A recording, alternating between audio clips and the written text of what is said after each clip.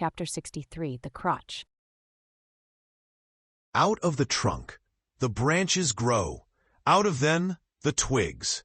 So, in productive subjects, grow the chapters.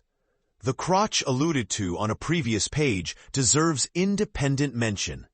It is a notched stick of a peculiar form, some 2 feet in length, which is perpendicularly inserted into the starboard gunwale near the bow, for the purpose of furnishing a rest for the wooden extremity of the harpoon, whose other naked, barbed end slopingly projects from the prow. Thereby the weapon is instantly at hand to its hurler, who snatches it up as readily from its rest as a backwoodsman swings his rifle from the wall.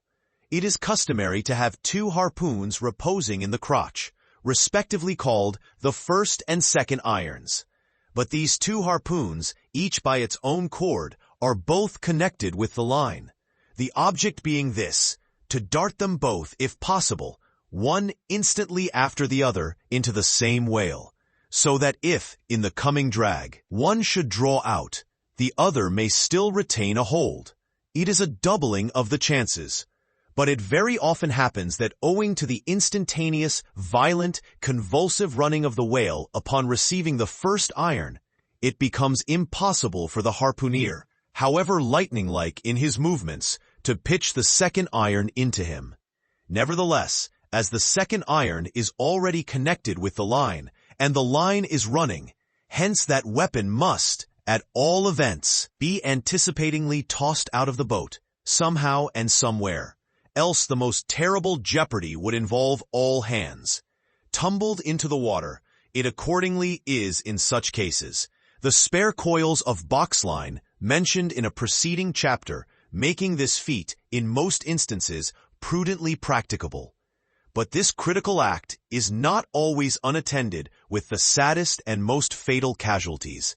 Furthermore, you must know that when the second iron is thrown overboard, it thenceforth becomes a dangling, sharp-edged terror, skittishly curvetting about both boat and whale, entangling the lines or cutting them, and making a prodigious sensation in all directions. Nor, in general, is it possible to secure it again until the whale is fairly captured and a corpse. Consider now how it must be in the case of 4 boats all engaging one unusually strong, active, and knowing whale, when owing to these qualities in him, as well as to the 1,000 concurring accidents of such an audacious enterprise, 8 or 10 loose second irons may be simultaneously dangling about him. For, of course, each boat is supplied with several harpoons to bend onto the line, should the first one be ineffectually darted without recovery. All these particulars are faithfully narrated here, as they will not fail to elucidate several most important, however intricate passages, in scenes hereafter to be painted.